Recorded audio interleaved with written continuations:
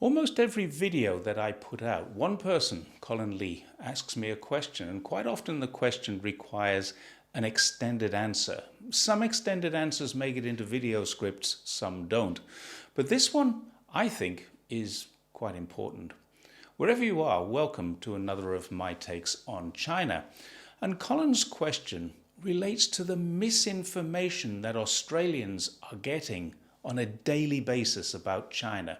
If anything, I think it's even worse than the misinformation the Brits are getting through Murdoch and the BBC, or the US are getting from Fox and CNN.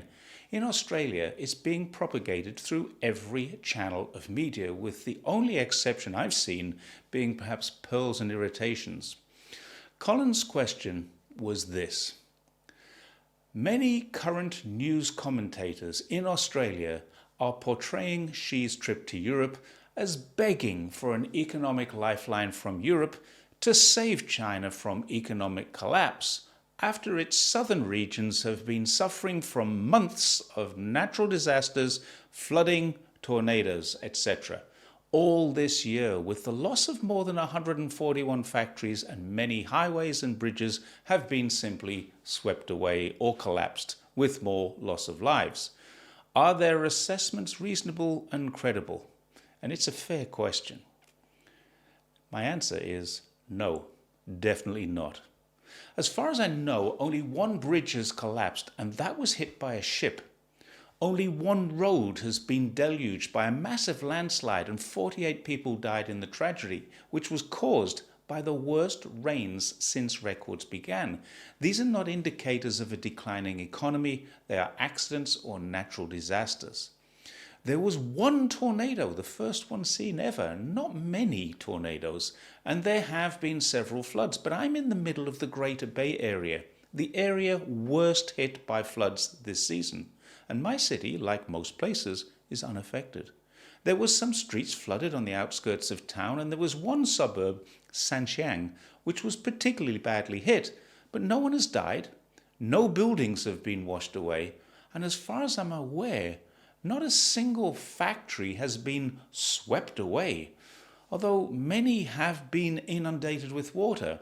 This is a temporary, and in some cases costly event, but it's not an economic collapse event. The city where I live is a small city, only 4 million people, but the GDP is 232 billion RMB. That's over 50 billion Australian dollars. I have no idea how many factories there are here, but it would definitely number in the thousands. I worked for a while in one area known as Kai Fa Chu, the Torch Development Zone, and I suspect that one area there are maybe 4,000 or 5,000 factories which employ over 200 people each. If 141 factories closed down in just this city, it would most certainly impact, but would not stop the economy. If 141 factories in China were to close tomorrow, it would impact a lot of people individually, but most certainly would not stop the economy from growing. Remember, the largest of all China's property development companies, Evergrande, that closed down just a few months ago after 3 years of fighting to save itself. Another large one, Country Gardens, and this caused a glitch which has taken a couple of years to recover but didn't affect China's growth. Property ownership is still over 90%. Property equity is over 80%. What this means is that almost everyone in China lives rent-free. Don't forget, there aren't any rates or property taxes. The price of owning a home once you own it, virtually zero. Now, the GDP of the entire European Union, all 27 countries, is less than the GDP of China. So let's get some perspective into this. Of course, China wants cooperation with France and others, but if it was begging the EU for support, Xi wouldn't be in France, he'd be in Brussels. Von der Leyen wouldn't be in Paris going to see Xi Jinping. She would wait for him to come and smirk when he arrived. This is a reciprocal visit. Macron and von der Leyen were in China just a few months ago. This was set up then. Also, please note that Xi is visiting two rogue states, Serbia and Hungary, while he's in Europe. If he was begging for help, He wouldn't be visiting the people the EU dislike the most among their membership. That would annoy the EU greatly. In fact, if he was begging for EU help, he would be skipping them altogether, and he's not. There's one other point about Australian media that I need to mention. Australians seem to think, or at least their media reports that they think, China relies so heavily on Australia for its very survival, but the opposite is true. China receives no more than 2% of its total imports from Australia. However, Australia is an important source of two things: coal and iron ore. Coal in the coming years will be reduced. It will not be important in the future, as China has moved over to 50% of its power generation coming from alternative sources. Iron ore is good stuff. China recognizes this and continues to buy from Australia. But it has two alternate sources of other good stuff.